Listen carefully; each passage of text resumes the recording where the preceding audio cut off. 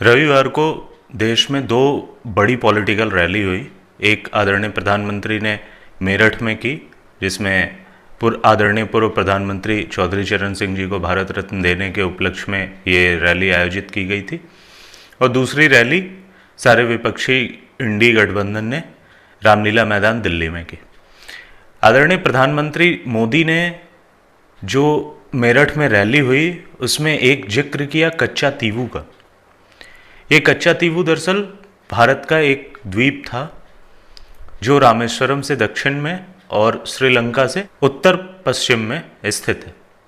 ये तकरीबन 2 square kilometre का एक छोटा सा द्वीप है। लेकिन आदरणीय प्रधानमंत्री ने इसका जिक्र करते हुए ये बताया जब कि ये द्वीप 1974 तक भारत का इस पर दावा था और उसके बाद इस द्वीप के ऊपर भारत ने अपना दावा छोड़ दिया और श्रीलंका को एक तरह से गिफ्ट में दे दिया अपने एक समुद्री समझौते के तहत। और उससे भी ज़्यादा एस्टॉनिशिंग ये था कि उन्होंने आदरणीय पूर्व प्रधानमंत्री आदरणीय श्री जवाहरलाल नेहरू जी का जिक्र करते हुए बताया कि आदरणीय श्री जवाहरलाल नेहरू जी ने इस छोटे से आइलैंड के बारे में, जो भारत माता का एक अंग था, किस तरह से कहा था कि ये इतना बड़ा इशू नहीं है जिसके लिए हम लोग बहुत ज़्यादा समय व्यर्थ करें और इसके ऊपर बहस करें। इसलिए अगर मेरा विचार चले तो मैं तो ये द्वीप श्रीलंका को दे दूं। इसलिए आदरणीय प्रधानमंत्री जवाहरलाल नेहरू जी ने उस द्वीप पे ज़्यादा ऊर्जा खर्च करने की बजाय उसके भारत का दावा छोड़ने का जिक्र किया था। और फिर आदरणीय प्रधानमंत्री श्री जवाहरलाल नेहरू जी की पुत्री आदरणीय पूर्व प्रधानमंत्री श्रीमती इंदिरा गांधी जी ने 1974 में एक एग्रीमेंट के तहत वो कच्चा तीवू द्वीप सही में श्रीलंका को दे दिया। अब इसके ऊपर बहुत सारे डिस्कशंस हैं कि किस तरह से दिया गया। उसके ऊपर भारत के जो अटॉर्नी जनरल थे उन्होंने कहा था कि इंडिया का पक्ष ज़्यादा मजबूत है और भारत इस द्वीप पे दावा कर सकता है, वगैरह वगैरह बहुत सारी बातें थी। लेकिन चूंकि राजनीतिक माहौल में इसका जिक्र हुआ है और इसका जिक्र एक बार पहले भी संसद में आदरणीय प्रधानमंत्री ने किया था, लेकिन इसके ऊपर बहुत ज़्यादा बात उस समय नहीं हुई थी। लेकिन अभी चुनाव की पहली रैली के दौरान जब इस बात का जिक्र आदरणीय प्रधानमंत्री ने किया तो एक तरह से उन्होंने राजनीति का गोल सेट कर दिया और एक तरह से उन्होंने 2024 के चुनाव के लिए एक बॉटम लाइन सेट कर दिया कि 2024 का चुनाव किस तरह से होने जा रहा है। और आदरणीय प्रधानमंत्री ने इसमें पूर्व प्रधानमंत्री जवाहरलाल नेहरू जी के भी विचार बताए और आदरणीय पूर्व प्रधानमंत्री इंदिरा गांधी जी के भी विचार बताए। इस तरह से ये क्लियर हो गया कि कांग्रेस पार्टी की हिस्ट्री क्या रही है।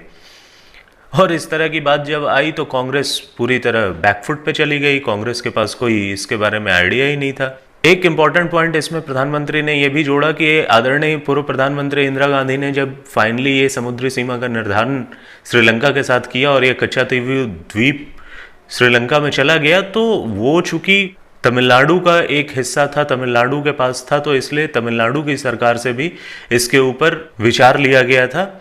और तत्कालिक तमिलनाडु की सरकार जो आदरणीय के करुणानिधि के नेतृत्व में थी, उसने भी अपना मंतव्य इसमें दिया था कि ये श्रीलंका को दिया जा सकता है। और उसके एक्सेप्टेंस के बाद ही श्रीलंका के साथ ये समझौता हुआ था।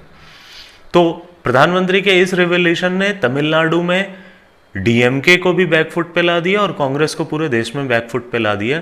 एक तरह से ये बताता है कि पॉलिटिकल स्ट्रेटेजी है क्या बीजेपी की और पॉलिटिकल स्ट्रेटेजी बीजेपी की किस तरह से चल रही है। न सिर्फ कांग्रेस बल्कि डीएमके को भी बैकफुट पे भेज दिया और इसका सीधा सीधा इम्पैक्ट ये होगा कि कोस्टल तमिलनाडु में, कोस्टल केरला में और तेलंगाना के कोस्टल इलाकों में भारतीय जनता पार्टी को जरूर इसमें चुनावी फायदा होगा। इस मुद्दे ने आदरणीय पूर्व प्रधानमंत्री जवाहरलाल नेहरू जी का वो विचार फिर से एक बार जनता के सामने ले आया जो उन्होंने लोकसभा में अक्साई चीन के बारे में कहा था कि वहां एक दिन का घास नहीं उगता। सेम विचार लगभग उनका कच्चा तीवू के बारे में था और ये कहीं ना कहीं पॉलिटिकली कांग्रेस को और ज्यादा हर्ट करेगा। हालांकि प्रधानमंत्री इंदिरा गांधी ने ये कच्चा तीवू द्वीप श्रीलंका को देते समय और वो समुद्री सीमा के निर्धारण करते समय ये जरूर एक पॉइंट ध्यान में रखा था कि ये जो समझौता किया गया था वो इस बेसिस पे किया गया था कि चाइना अपना प्रभुत्व लगातार बढ़ा रहा था और अगर एक गुड जेस्चर की तरह, as a good gesture, India अगर ये कच्चा तीवू द्वीप श्रीलंका को दे देता है तो इंडिया का भी प्रभाव वहां बढ़ेगा। ये एक अच्छी बात सोच के की गई थी। लेकिन आज के डेट में इसको पॉलिटिक्स में जिस तरह से इस्तेमाल किया जा रहा है वो कांग्रेस के लिए बहुत भारी है।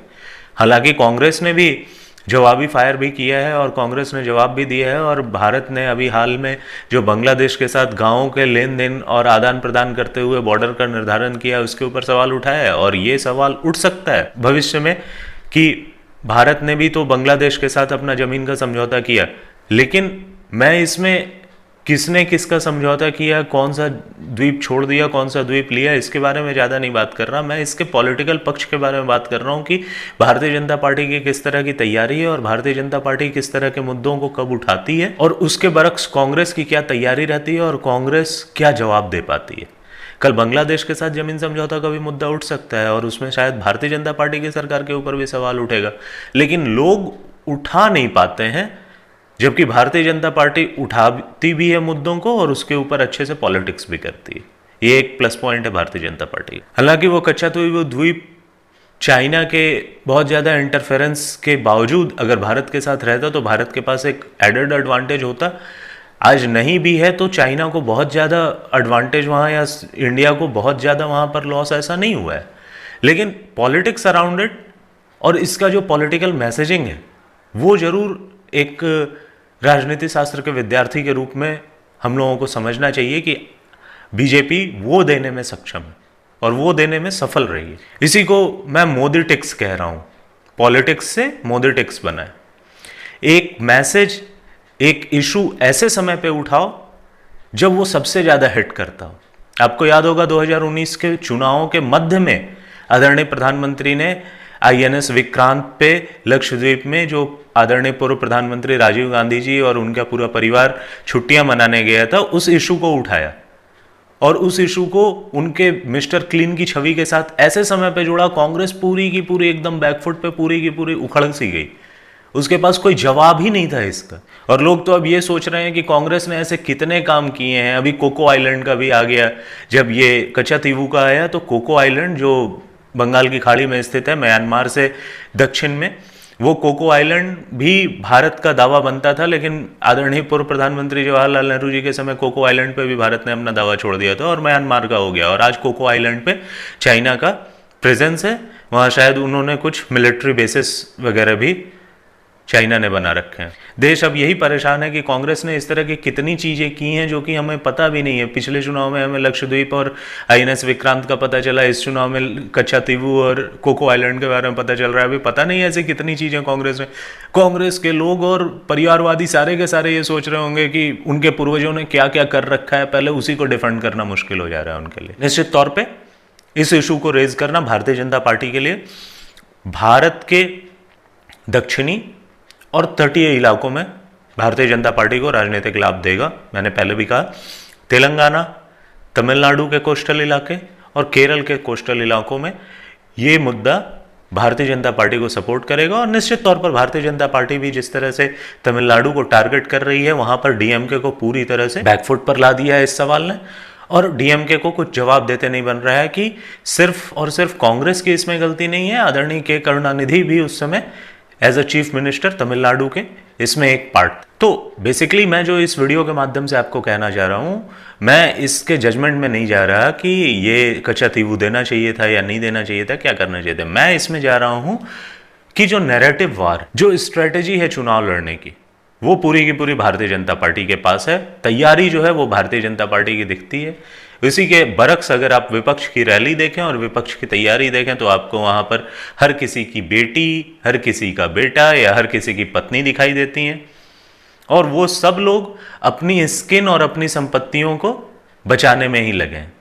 तो देश के सामने जो नैरेटिव जा रहा है वो ये कि भारतीय जनता पार्टी कुछ ऐड करने की बात कर रही है या कुछ जो हमसे छीन लिया गया है उसकी बात कर रही है, उसको वापस लाने की बात कर रही है, और उन लोगों की बात कर रही है जिन लोगों ने वो हमसे छीन के दूसरों को दे दिया या हमसे छीनने में मदद की, या जब छीना जा रहा था हमसे तब वो लोग चुप रहे।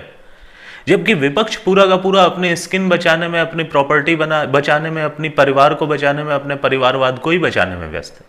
भ्रष्टाचार से ही नहीं उबर पा रहे हैं वो, और लोकतंत्र खतरे में, संविधान खतरे में है जैसे नैरेटिव चला चला के अपनी जिंदगी काट रहे हैं। तो विपक्ष के पास बेसिकली कोई नैरेटिव नहीं है, वो लोग जवाब देते थक रहे हैं, वो लोग जवाब देते ही नहीं बन रहा उन लोगों से। उन लोगों के ऊपर इतने सारे अटैक हो रहे हैं, भ्रष्टाचार का आरोप, परिवारवाद का आरोप, और उसी को बचाने में विपक्ष लगा हुआ है। जबकि आदरणीय प्रधानमंत्री मोदी एक क्लियर स्ट्रेटेजी, क्लियर नैरेटिव और क्लियर विजन के साथ इस चुनाव में आगे बढ़ रहे हैं, और निश्चित तौर पर इसका परिणाम भी आपको चुनाव परिणाम में देखने को मिलेगा। धन्यवाद।